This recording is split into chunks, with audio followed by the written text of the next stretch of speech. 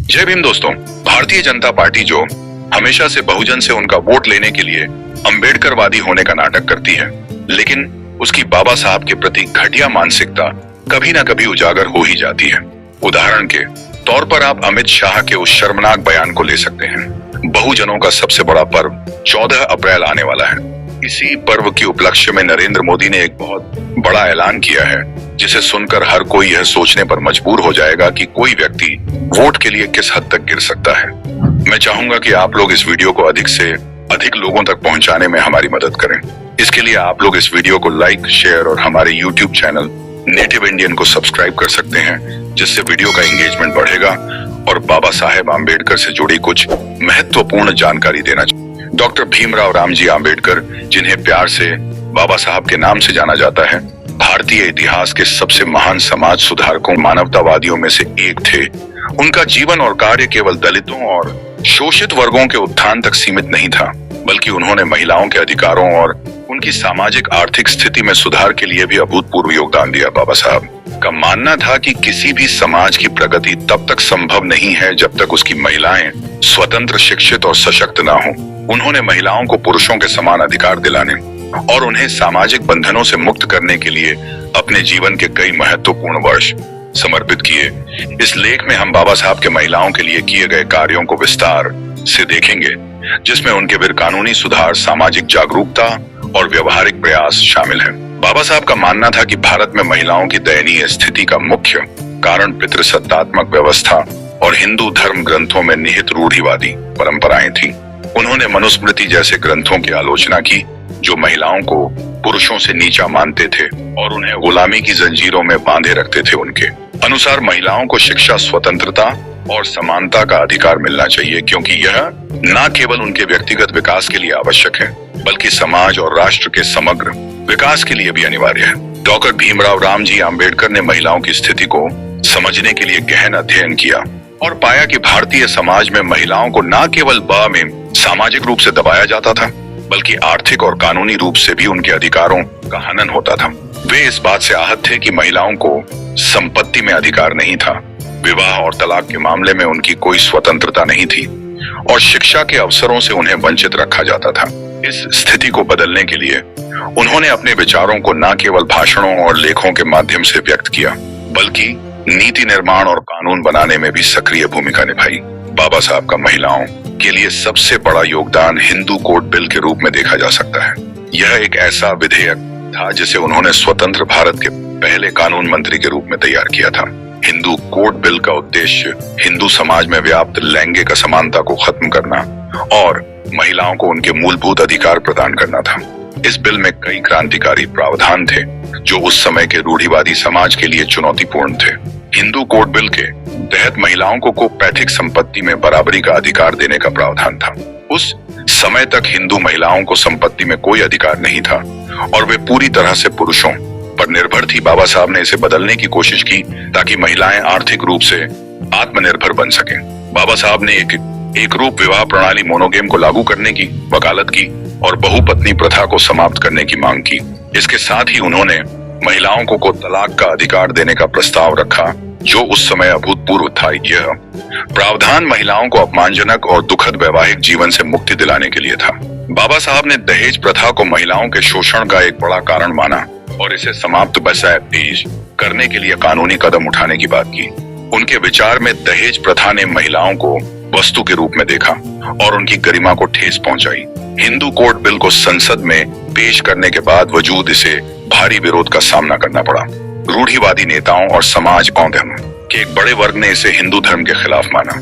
इस विरोध के कारण बाबा साहब को कानून मंत्री के पद से इस्तीफा देना पड़ा। हालांकि उनके प्रयास व्यर्थ नहीं गए। बाद में हिंदू कोड बिल के कई प्रावधानों को अलग अलग कानूनों के रूप में लागू किया गया, जैसे Hindu marriage act, Hindu succession act और Hindu adoption and maintenance act. इन कानूनों ने महिलाओं को संपत्ति, विवाह और तलाक में अधिकार दिलाने में महत्वपूर्ण भूमिका निभाई। बाबा साहब का मानना था कि शिक्षा ही वह हथियार है जो महिलाओं को सामाजिक बंधनों से मुक्त कर सकता है। उन्होंने अपने भाषणों में बार बार महिलाओं से शिक्षा ग्रहण करने और आत्मनिर्भर बनने का आह्वान किया। उनका कहना था, मैं किसी समाज की प्रगति को इस आधार पर मापता हूँ कि उसकी महिलाओं ने कितनी प्रगति की है। उन्होंने न केवल दलित महिलाओं बल्कि सभी वर्गों की महिलाओं को शिक्षित करने के लिए प्रयास किए। उनके द्वारा स्थापित पीपल्स एजुकेशन सोसाइटी ने कई शैक्षणिक संस्थानों की स्थापना की, जहां महिलाओं को भी शिक्षा के समान अवसर प्रदान किए गए। बाबा साहब की पत्नी रमाबाई आम्बेडकर उनके इस मिशन में एक प्रेरणा थी। रमाबाई ने भी अपने जीवन में शिक्षा और सादगी का उदाहरण प्रस्तुत किया, जो महिलाओं के लिए प्रेरणादायक था। बाबा साहब ने सामाजिक स्तर पर भी महिलाओं के लिए जागरूकता फैलाई। उन्होंने अपने लेखों जैसे मूक नायक और बहिष्कृत भारत में महिलाओं की समस्याओं को उठाया और समाज को उनके प्रति संवेदनशील बनाया। वे छुआछूत, बाल विवाह, सती प्रथा और विधवा पुनर्विवाह जैसे मुद्दों के खिलाफ मुखर थे। बाबा साहब ने बाल विवाह को महिलाओं के शारीरिक और मानसिक विकास के लिए हानिकारक माना। उन्होंने इस प्रथा को समाप्त करने के लिए कानूनी और सामाजिक सुधारों की वकालत की। उस समय विधवाओं को समाज में हेय दृष्टि से मौत देखा जाता था और उनके पुनर्विवाह को निषिद्ध माना जाता था। बाबा साहब ने विधवाओं के पुनर्विवाह को प्रोत्साहित किया और इसे सामाजिक स्वीकृति दिलाने की कोशिश की। 1927 में महार सत्याग्रह के दौरान बाबा साहब ने महिलाओं को भी इस आंदोलन में शामिल होने के लिए प्रेरित किया। इस सत्याग्रह का उद्देश्य अछूतों को सार्वजनिक जलाशय से पानी पीने का अधिकार दिलाना था और इसमें महिलाओं की भागीदारी ने यह संदेश दिया कि वे भी सामाजिक परिवर्तन का हिस्सा बन सकती हैं। 1956 में बाबा साहब ने बौद्ध धर्म अपनाया और अपने लाखों अनुयायियों को भी इसके लिए प्रेरित किया। बौद्ध धर्म को अपनाने के पीछे उनका एक बड़ा उद्देश्य महिला को पितृसत्तात्मक हिंदू व्यवस्था से मुक्ति दिलाना था। बौद्ध धर्म में लैंगिक समानता पर जोर दिया गया था और बाबा साहब ने इसे महिलाओं के लिए एक नई राह के रूप में देखा। उन्होंने कहा कि बौद्ध धर्म में महिलाओं को पुरुषों के समान सम्मान और अवसर मिलते हैं, जो उनके सशक्तिकरण के लिए आवश्यक है। बाबा साहब का महिलाओं के लिए किया गया कार्य केवल कानूनी सुधारों तक सीमित नहीं था, बल्कि यह एक सामाजिक क्रांति का हिस्सा था। उन्होंने महिलाओं को न केवल अधिकार दिलाने की कोशिश की, बल्कि उन्हें आत्मसम्मान और स्वतंत्रता का एहसास भी कराया। उनके प्रयासों का प्रभाव आज भी भारतीय समाज में देखा। दलित समुदाय में एक नई जागरूकता पैदा की। बाबा साहब का जन्म स्वयं एक महार परिवार में हुआ था, जो उस समय अछूत माना जाता था। बचपन से ही उन्हें जातिगत भेदभाव और सामाजिक बहिष्कार का सामना करना पड़ा। स्कूल में अलग बैठने, पानी के लिए तरसने और हर कदम पर अपमान सहने के अनुभव ने उनके मन में गहरी छाप छोड़ी। उन्होंने महसूस किया कि दलित समुदाय की दयनीय स्थिति का कारण हिंदू धर्म की चातुर्य व्यवस्था और छूत की प्रथा थी। उनका मानना था कि जब तक इस व्यवस्था को जड़ से उखाड़ नहीं फेंका जाएगा, दलितों को सम्मान और समानता नहीं मिल सकती। उनके विचार में दलितों का उत्थान केवल दया या सहानुभूति से नहीं, बल्कि शिक्षा, संगठन और संघर्ष के माध्यम से संभव था। उन्होंने शिक्षित करो, संगठित करो, संघर्ष करो का नारा दिया, जो दलितों के लिए उनके जीवन का मूल मंत्र बन गया। बाबा साहब ने शिक्षा को दलितों की मुक्ति का सबसे बड़ा हथियार माना। वे स्वयं एक जीता जागता उदाहरण थे कि शिक्षा किस तरह एक अछूत व्यक्ति को समाज में सम्मानजनक स्थान दिला सकती है। उन्होंने कोलंबिया विश्वविद्यालय और लंदन स्कूल ऑफ इकोनॉमिक्स से उच्च शिक्षा प्राप्त की और दलितों को प्रेरित किया कि वे भी अपने बच्चों को शिक्षित करें। उन्होंने 1945 में पीपल्स एजुकेशन सोसाइटी की स्थापना की, जिसके तहत सिद्धार्थ कॉलेज और मिलिंद कॉलेज जैसे संस्थान शुरू किए गए। इन संस्थानों का उद्देश्य दलित और वंचित वर्गों के छात्रों को सस्ती और गुणवत्तापूर्ण शिक्षा प्रदान करना था।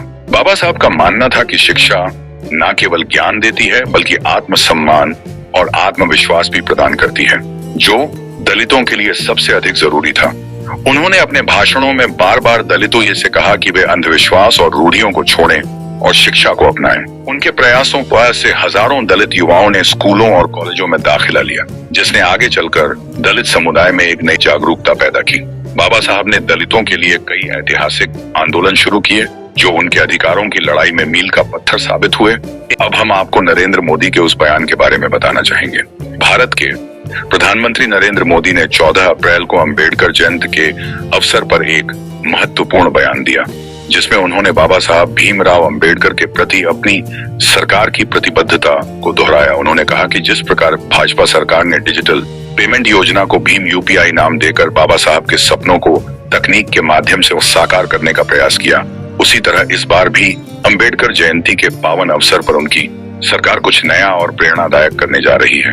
ये सिर्फ एक घोषणा नहीं, बल्कि एक संकल्प है, जो देश के हर कोने में समानता और न्याय के उस प्रकाश को फैलाए, जिसके लिए बाबा साहब ने अपना जीवन समर्पित कर दिया।